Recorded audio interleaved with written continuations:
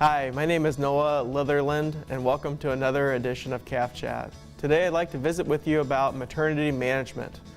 We're having a lot of cows out there in the country right now, and I think maternity areas in general have kind of been stressed with this flush of calvings we've been having. And so it's always great to be able to look back and see kind of what worked well and what didn't, and try to further evaluate how that maternity pen could be a little bit more successful. The first one is dry cow management. Whether it's stocking density or the number of moves the cow makes before she enters into the maternity pen. Big factor there is certainly heifers versus cows. A lot of our larger dairies will have a separate maternity area for heifers versus cows. They seem to have a little bit different requirements, at least from a stress standpoint, so that's certainly something to think about. The second key factor is calving environment. We want a nice, quiet, clean, comfortable environment for the cow to give birth in.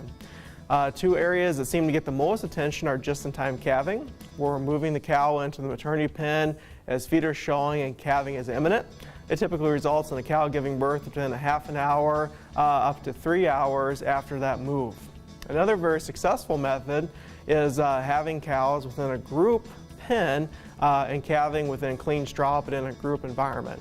I think both strategies can work. I think the main goal is minimizing the amount of stress that cow goes through in that 24 hours or so leading up to calving.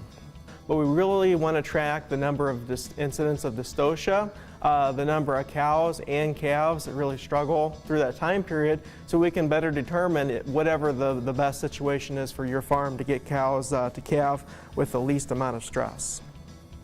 Visiting with one of my colleagues, Pat Hoffman, the other day, and Pat had heard that at a dairy they had used large straw square bales in the maternity pen in order to give the cow something to kind of lean against whenever they're calving, a little bit of an opportunity to kind of help with pushing, but also to kind of give the cows a little bit of a privacy. We've kind of learned from our friends at British Columbia and Ohio State that cows do prefer a little bit of privacy whenever they're calving, and those big straw bales do provide some of that. After the maternity pen is cleaned out, those straw bales can be busted open and used for bedding, and new straw bales can be brought in to provide kind of a partition. The third area of management is certainly colostrum management. We talk about that a lot, but again, a critically important factor. If we make a mistake during colostrum management, we really do set the cow up for increased numbers of challenges. One of the goals when we think about colostrum management is really getting the udder well prepped prior to harvesting the colostrum. So those teat ends are very, very clean.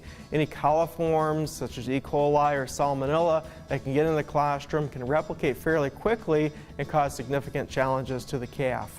So whenever we do evaluate colostrum, we can use a Petri film, such as the one I have here, to take a look and see if there's any gram-negative pathogens within the colostrum. We can grow these in a very simple chicken incubator and determine how clean that colostrum is.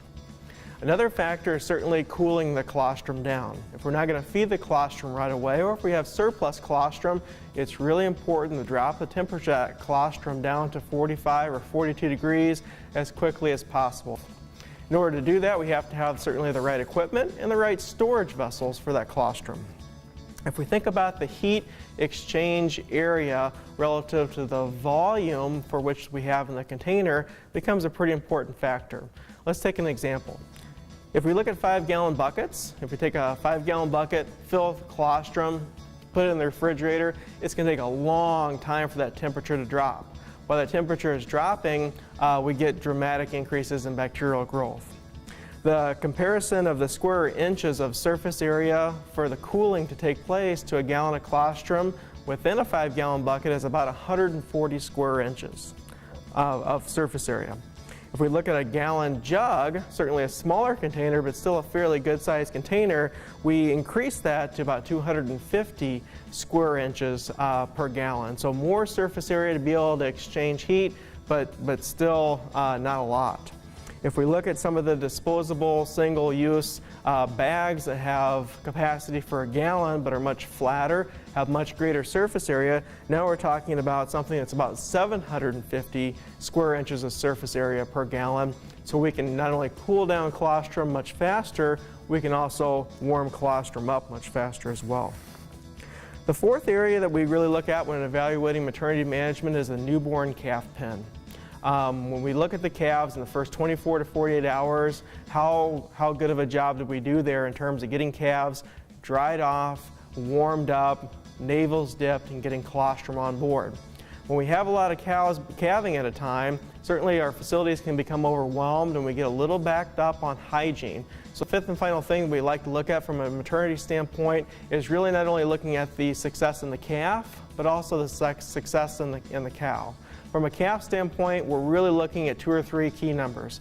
The first one would be serum total proteins, making sure that we have adequate passive transfer. We like to see values that are at least in the 6, really indicating we've got a great colostrum program. Sometimes if we feed 4 quarts of colostrum, we can get there, but sometimes an extra 2 quarts of colostrum really helps us push those total protein levels up. The second factor would be looking at the DOA rate, certainly in heifers, but also the DOA rate or the death rate within the first 7 to 14 days. Really trying to keep that number below 2 to 3%. We also want to look at the cow success rate, looking at the incidence of metritis. Certainly looking at the calling rate within the first 20 to 30 days and seeing that the maternity pen had a very positive effect in getting cows to freshen and move through the maternity area successfully and being very productive, profitable lactating cows. Okay, so with that, I'm Noah Litherland, and thank you for listening to another edition of Calf Chat.